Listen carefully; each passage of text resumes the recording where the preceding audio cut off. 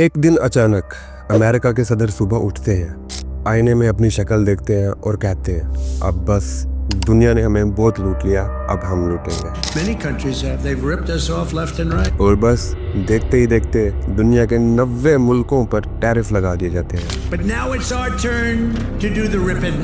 लोग हक्का बक्का, बाजार बंद, मईशत लरस गई, स्टॉक मार्केट ऐसे नीचे आई जैसे लिफ्ट बगैर तार के नीचे आती है और दुनिया सोचने लगी ये हो क्या रहा। चले यहाँ पे हम थोड़ा सा ये समझ लेते हैं कि टैरिफ किस बला का नाम है। टैरिफ यानी टैक्स, वो टैक्स जो किसी भी मुल्क से बरामद होने वाली चीज पर लगाया जाता है।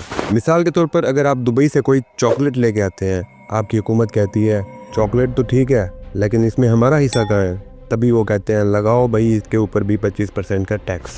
लेकिन मकसद सिर्फ पैसा कमाना नहीं होता बल्कि अपने मुल्क की चीज़ों को बचाना भी होता है। यानी अगर हम बाहर से दरामद होने वाली चीज़ों को महंगा कर देंगे तो उससे लोग अपने प्रोडक्ट्स यानी कि अपने मुल्क की लोकल चीज़ों की तरफ ज़्यादा रुजू करेंगे, उनको खरीदेंगे। तब क्या होगा कि अपने मुल्क की इकोनॉमी में भी बेहतरी आएगी। उम्मीद करता हूँ आपको टैरिफ का आइडिया तो हो ही गया होगा।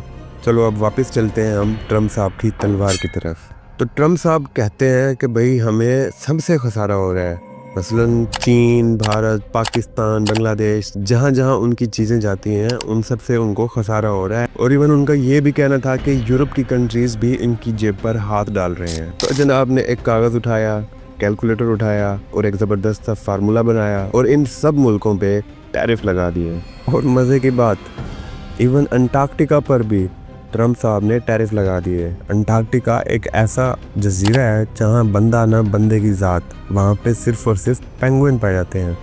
ट्रम्प साहब ने शायद सोचा हो कि मैं भी कल को हो सकता है कि पेंगुइन भी कोई चीज़ हमसे दरामद कर ले। और फिर एक दिन ट्रम्प साहब बोलते हैं कि 90 दिन के लिए टैरिफ को हटा देते हैं लेकिन चीन के ऊपर टैरिफ रहेगा। तो इस बात पर भी मार्केट फिर से उछली कि ये क्या गेम की जा रही है भाई, ये तो स्टॉक मार्केट के साथ एक किस्म का जुआ हो रहा है। और हाँ, ट्रम्प साहब ने इस बात पर पहले एक ट्वीट भी किया था कि ये बेहतरीन वक्त है शेयर्स खरीदने का। और जिन लोगों ने शेयर्स खरीदे उन्होंने वाकई में बहुत मुनाफा कमाया। लेकिन फिर दूसरी तरफ लाखों छोटे कारोबार बैठ गए क्योंकि उनको तो पता ही नहीं था कि कल को ये चीज़ मार्केट में कितने में आएगी, कल का इसका रेट क्या होगा, गाहक इसको खरीदेंगे भी या नहीं। ये सब एक फिल्म जैसा लगने लग गया और ऐसी फिल्म जिसका इवन स्क्रिप्ट भी कोई नहीं जानता। अब इन सब चीज़ों का नतीजा क्या निकला?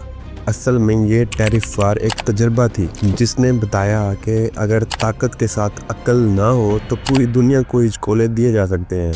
ये जंग सिर्फ इंपोर्ट और एक्सपोर्ट की नहीं थी बल्कि ये जंग थी एतमाद की, निज़ाम की और हमारे मुस्तकबिल की। अगर आपको हमारी ये वीडियो पसंद आई हो तो हमारे चैनल को ज़रूर सब्सक्राइब करें और बेल आइकन का बटन प्रेस करें। शुक्रिया।